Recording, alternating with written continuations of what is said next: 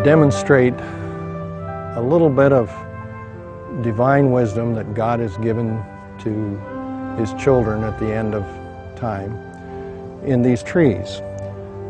And this is a tree that was planted what we call the Ellen White method. She was given this method in a dream, and I came across this method when I was 13 years old, and every place I've lived from then until now, if I've lived there a year or more, I've planted trees this way.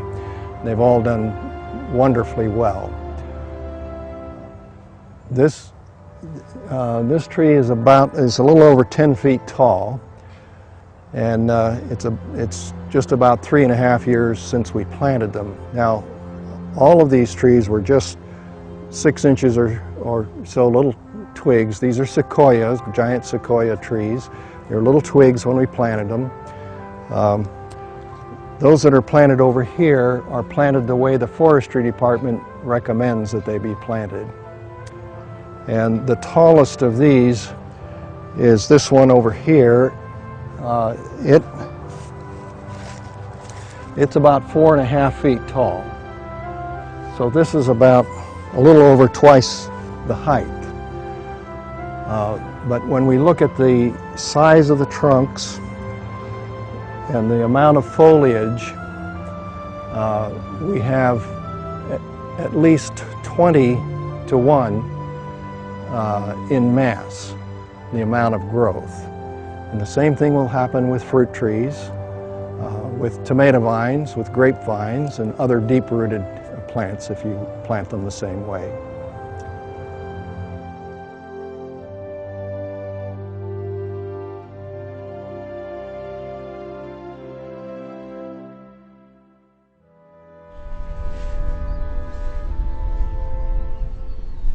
Well, we're at the nursery, and we're choosing fruit trees to plant.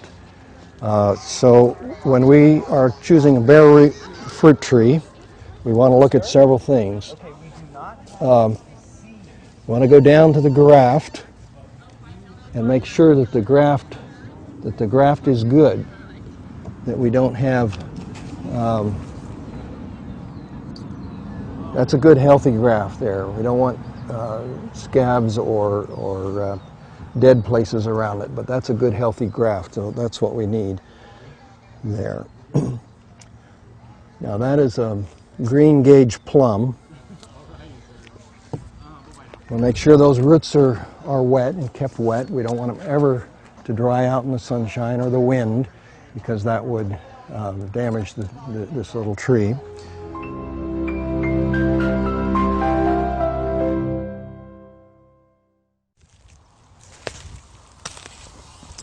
This is the stuff you want, right? That's the stuff I want. We are in a compost pile. This is the grass clippings, the leaves that have been dumped here for years from this house. And we're fortunate to have it. It's good material there. But what we want to do is simply rake off the dry stuff from on top. And then what's underneath is beautiful compost. And that's what we want for planting that tree. It's got earthworms in it, and it'll just help our little tree grow like crazy there. Okay, now we're looking for leaf mold, another good product to help us plant trees in the garden there. So go to where the leaves are accumulating, where they're heavy under the oak trees here, and rake off what fell last fall, last November, and then underneath that we have leaf mold. There'll be a little bit of soil with it, that's fine, but it's that material that we want that will help us in planting, and we'll just harvest this, take several wheelbarrows full of that, and that's a great material for us. Look, the wheelbarrow man got busy. That's okay. So if you don't have enough compost, here's nature making its own compost underneath the trees. If you have pine forest, the pine needles will decompose down. They'll make great amendment for for planting your trees and your garden for that matter there. I think that's all we need here.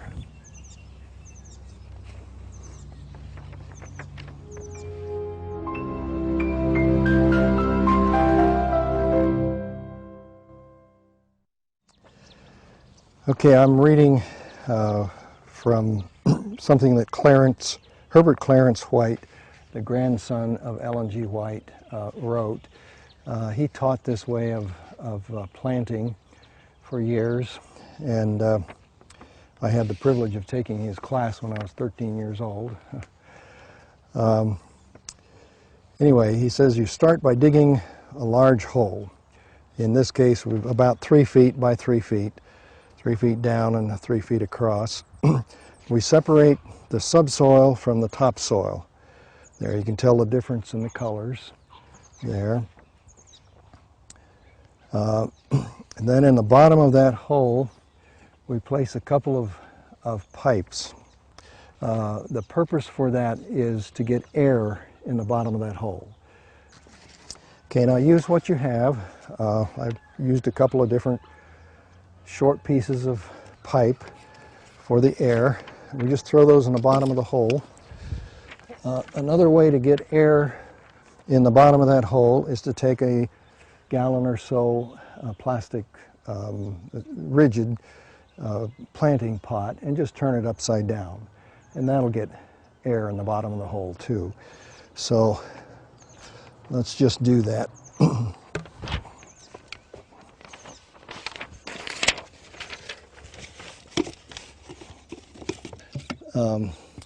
Turn your planting pot, make sure it's sturdy enough that it won't collapse under the weight, and then when you put this down, if you can put a flat rock against it, that'll keep it from filling up with mud. But the principle is just that we have air in the bottom of that hole there, and that's more than adequate. Now we're going to start filling this hole up. We're going to use equal part mixture of the topsoil and compost and leaf mold that we collected from the property here. Or if you don't have it, you can buy it, but usually you'll find some stuff around your property that's usable. And then we want to get some manure in there too. And since we don't have any animals on this property, we did buy some manure, and we'll throw that in there.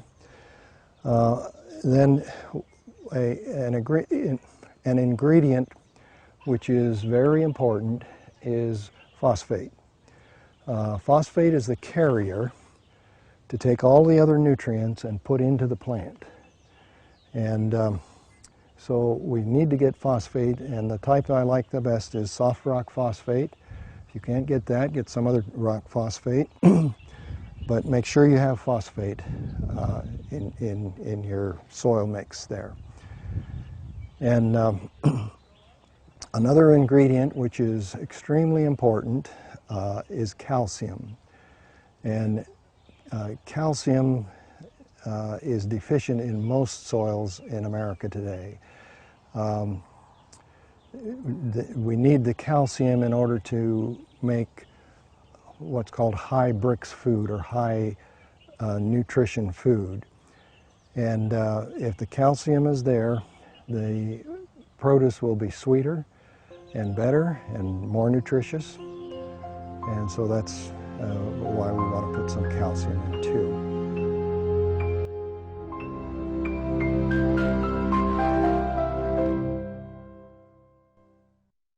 Okay, now here's our soft rock phosphate, and that's 2 cups, which is about 2 pounds. And we're going to want about 5 pounds in our mixture that goes in the bottom of the hole, and about 5 pounds that goes in the mixture on top of the hole. And you'll see that in the diagram there. But let's just mix this up.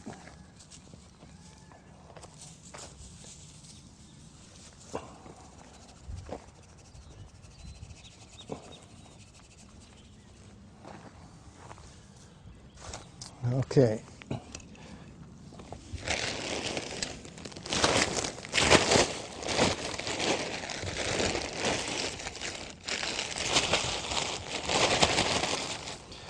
Now, when Ellen White was talking about dressing, she was talking about barnyard manure and the straw that comes out. She was talking about the leaf mold and the compost. Those are all called dressings. And what we want to do is mix this. Jeff, let's start mixing in the topsoil too. There. Matter of fact, let's. Yes, if some of this starts falling in, it's okay. So let's take a shovelful of topsoil, and a shovelful of compost, and a shovelful of leaf mold, and we'll just keep doing that.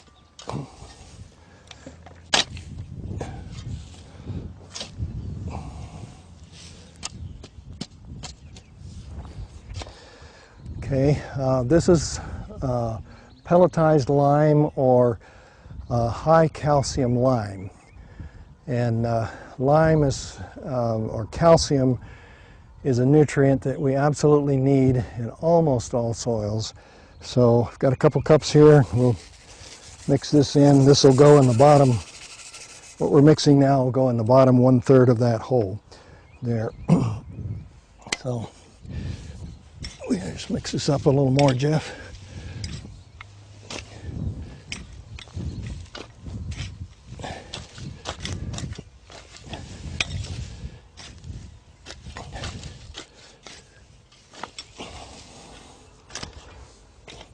Now, for the lime, you can use agricultural lime, which is dolomite lime. You can use gypsum, depending on whether you're in a dry area or wet area. You can use this high calcium lime that I just put on. If you're in a wet area, the dolomite lime is usually better to use. Because in wet areas your soil tends to be acidic, and so that will tend to neutralize it. If you're in a dry area, then you probably want to use the pelletized lime or gypsum, which will not change your pH in the soil there. Okay, I think we should start filling that hole, and I'm going to, for micronutrients in the soil, we're going to use some kelp meal. Now, if you don't have everything that I'm showing you today, don't put off planting your trees. You can add the kelp meal later. I'll also use some ocean water. If you don't have ocean water, don't let it stop you from planting the trees. You do need the phosphate and some calcium, and then whatever organic materials that you have available that you can get. But please use what you have and get the trees in the ground, because you can supplement, you can feed them afterwards. Matter of fact, you should feed them regularly, at least once a year there.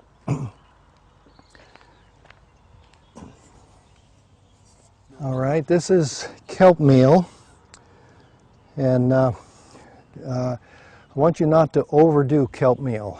It's like salt, might be necessary. We put it on because it has many micronutrients. It's grown in the ocean, and there are probably over 60 different minerals in the kelp meal. But you don't want to overdo it, because you can actually stunt growth if you overdo it there.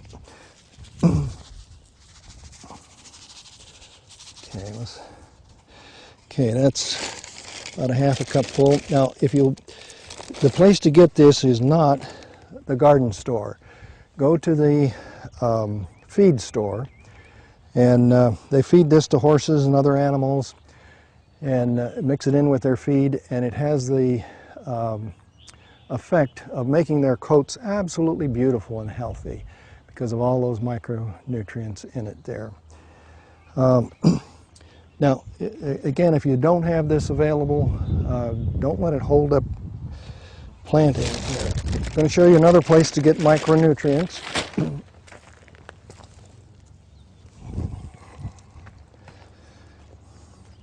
Now, this is ocean water. It's salty. So there would be about 90 different elements in this quart of ocean water. So, and all was in the same identical balance. And if you don't live close to an ocean, but you can get it out of the Dead Sea, it'll have the same consistency. If you get it out of the Great Salt Lake, it's the same. Those two bodies, the Dead Sea and the Great Salt Lake, have less water and more solids than the oceans do. But the consistency or the percentages of one to the other are absolutely identical. Interesting fact is that if you were to analyze human blood, that ocean water and human blood are almost identical there. Now this has all the salt in it, whatever, that's okay. We're gonna go ahead and put this in here.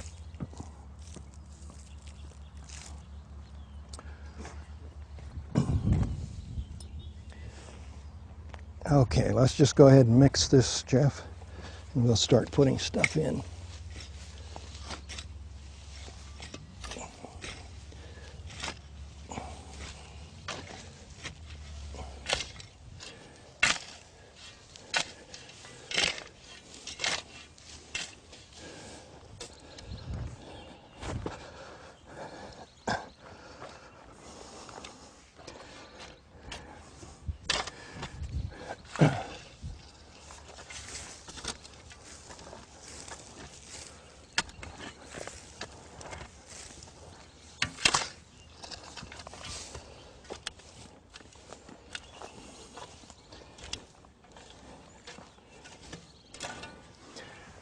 Now, what we've done so far is to mix the soil and the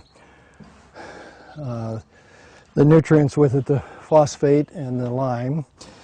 And now we fill the 1/3 bottom of this hole. So the third bottom of your planting hole is with this rich soil. We need to compact this a little bit, tramp this down enough so that we won't have excessive settling later. That's probably about enough. Okay, the next thing we're going to do here is that Ellen White talks about putting in a layer of rock. And people immediately think, well, that's for drainage. It's not.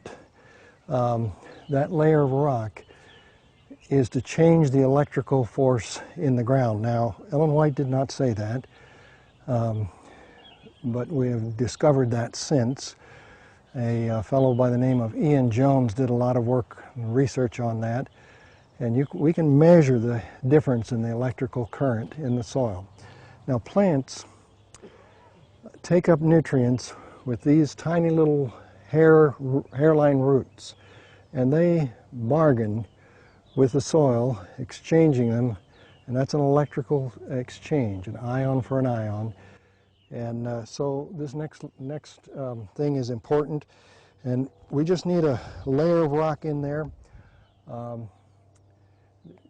Just the rocks that I took out of that hole, we're just going to throw back in there. If you don't have rocks on your property, get several bucketfuls of gravel, and you can use that instead.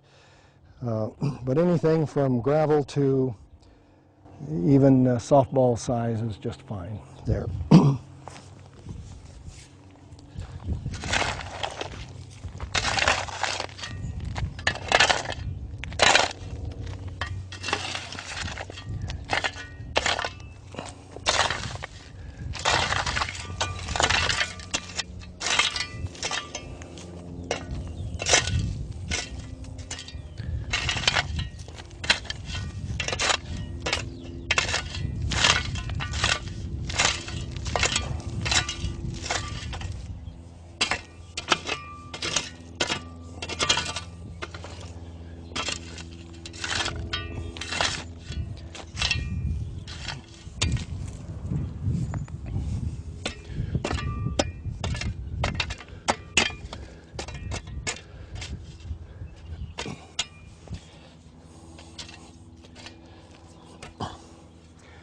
Okay, now some people have spread the rocks all out through the whole planting hole, but that's not the instruction from Ellen White.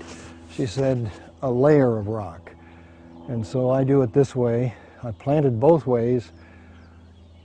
I haven't done enough of it to say that there's a difference. But she did say a layer of rock, and so that's why I've done it this way. The next thing we're going to do is to fill up the next 1/3 of that hole with just plain topsoil. No amendments in it whatsoever, just the plain topsoil. So I'll start doing that now.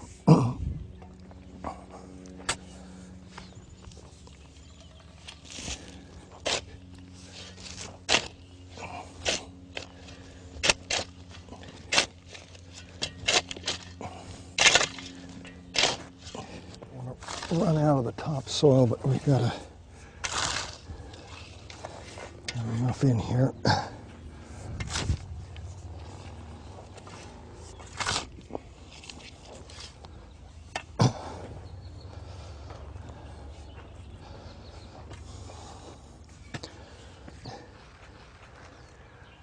Okay, now I want to add a little bit of cottonseed meal. Again, don't buy it at the nursery. Buy it at your feed store, and it should cost you about $16 for a bag full of it, and we're using it for nitrogen. Now, if you don't have it, don't let it stop you from planting your trees, your garden. But if you do have it, then a little nitrogen here will help.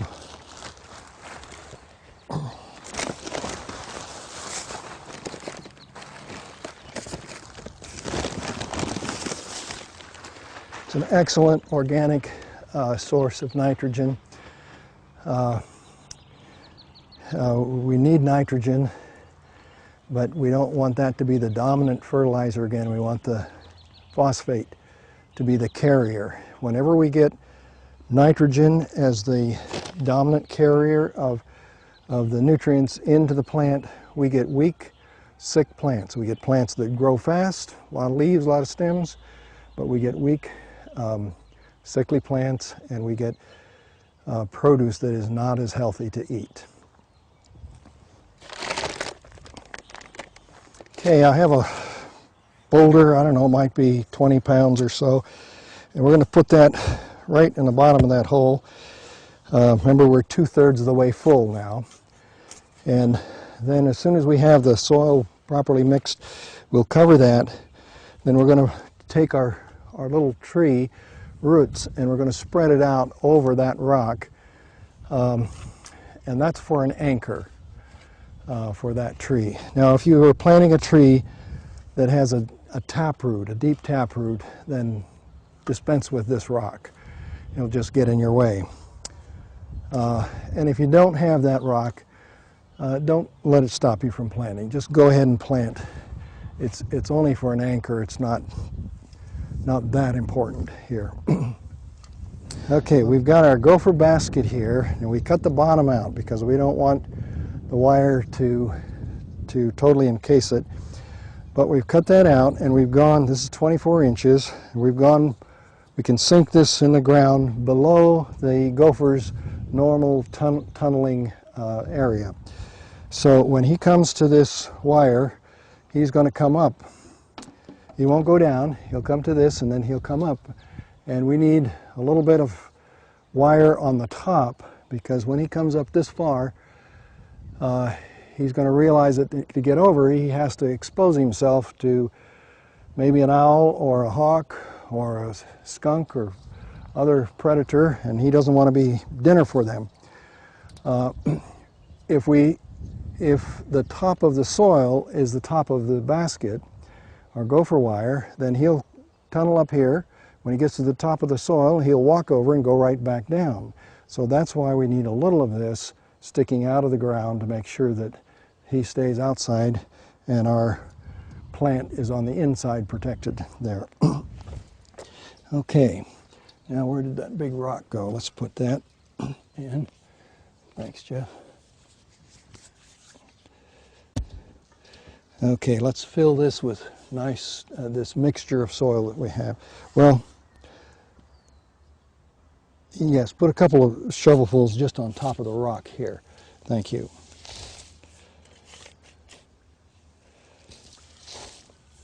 One more on that side. There, and we've got it. Okay, that's good. Okay, now let's take the plain topsoil, no amendments mixed with it, and we'll put it around here. Yeah.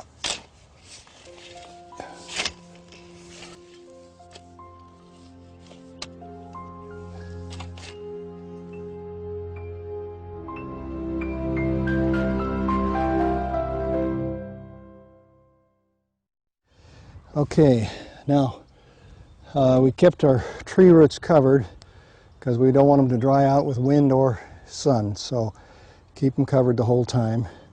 There, these roots have already been pruned when they harvested the trees and sent them to the nursery. And the nursery pruned the top of the tree because we asked them to do that. So, Jeff, go ahead and get me some good soil here.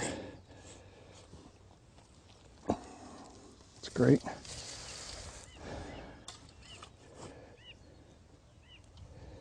Okay.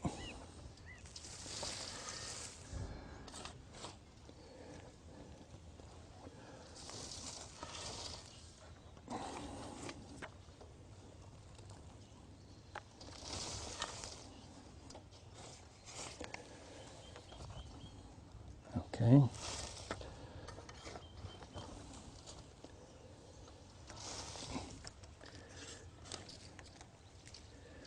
Okay, now we don't want to cover the graft.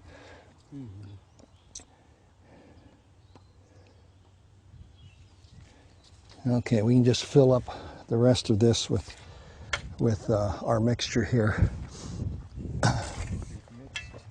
Is it mixed? This was mixed over here, okay. You know, you can throw in a little bit of topsoil to mix it too at the same time. Yeah.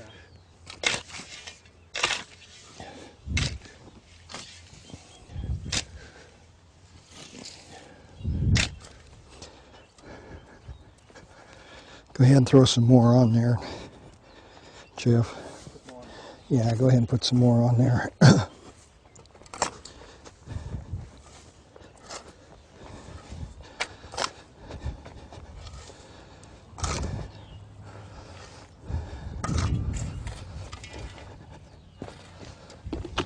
Yeah, our hole only came to about here, but we put the dike out here, and now we've put good soil all the way to the edge here, and so that tree will go out and go into that good soil. But we've got the depth, and it can go out as well here, which will be just fine.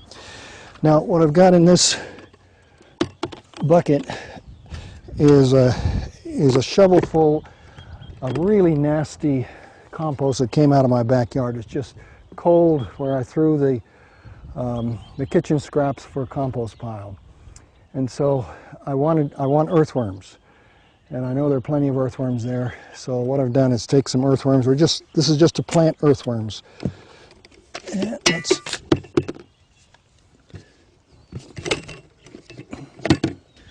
there.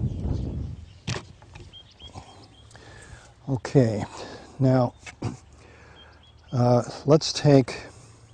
This is the pure compost over here. Okay. Let's take pure compost and put an inch or two of it all the way around there. Do we have a rake handy? It's still down there. Do you have a rake in the back of the car? No? Okay. It's okay. We'll do it. We'll do it this way. I just wanted this somewhat level here.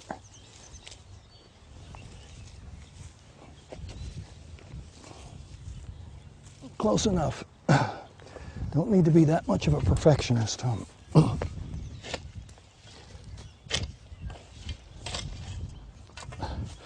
Good enough. Okay. Okay.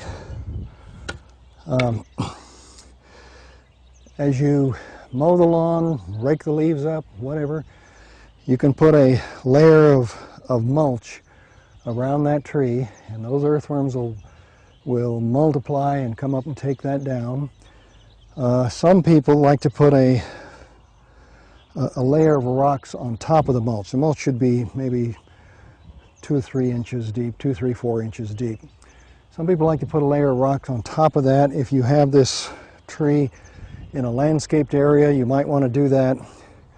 If you do that, then about every 6 months, the earthworms will eat all of what's underneath that away. And you'll have to throw the rocks out, put more mulch down, and cover it up again.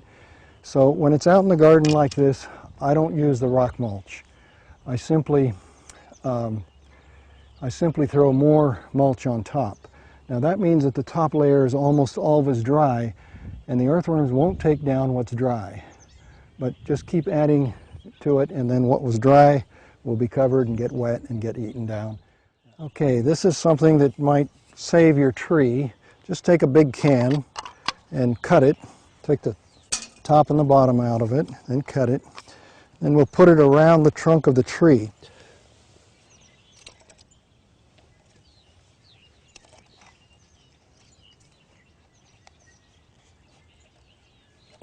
We'll push it down into the soil a bit there.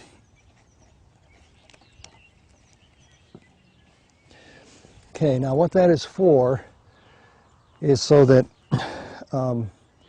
mice won't get into the trunk, or even worms, cutworms,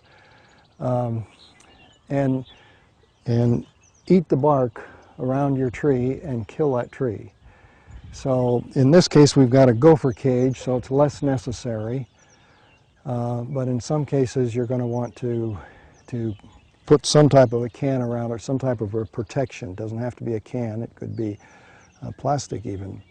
But you want that protection so that the tree does not die. Another thing we haven't talked about much here is that we do have a dike around, and that's so that when we water, there's a place to hold the water. We're on the side of a hill, and if we just came out here and watered this, the surface would get wet, and then it would start running down over the side, and people would think, you'd think, well, I've watered enough, water's running down the driveway. You need a dam, you need a dike, so that the water will sit there and will soak in to the ground. And if you have any questions about whether your water is getting in or not, take a shovel and dig down a little bit and see for yourself how far down that water goes. People are usually shocked at how little bit of the surface is being moistened. And those roots, you've got to get the water down where those roots are going to get the moisture. Otherwise, you're trying to grow a plant with just an inch or two of moisture and soil on the surface, and that's not going to work. You're not going to get good results with that. Okay, let's water this.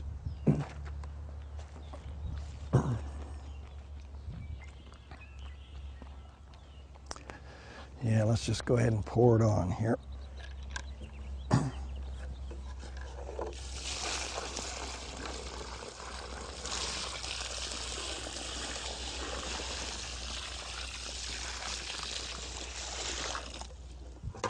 Some more. Yes, please. Okay, we have a pretty deep hole there. If you remember, it was 3 feet wide and about 3 feet deep. And so it'll take a lot of water to water that the first time. And this is the spring of the year, early March. So it'll need less water now than a little bit later. Remember that the root ball on that was not very big. They just had these few little roots. So it's very important that those roots stay moist until this plant can get going. And if this were in my own yard, I would want it watered daily until it really takes hold. There, you can overwater. You can kill a tree, you can kill a plant easily by having too much water, and that floods it. So again, take your shovel and just dig down occasionally and look at what the moisture looks like there. And see what you're looking at. You have a problem anywhere in the garden, take your shovel and go down and see what the problem is. Too much water, not enough water. Usually in California it's not enough water, but I've seen people kill trees too with too much water there. That pretty much finishes our planting of this tree. Thank you, and if this seems too complicated, just try it on one little tree. You'll see an absolute miracle in your garden. And remember that this is not my wisdom or some master gardener's wisdom. This was given as divine wisdom to God's church for the end of time. So use it and you'll get great results. Thank you.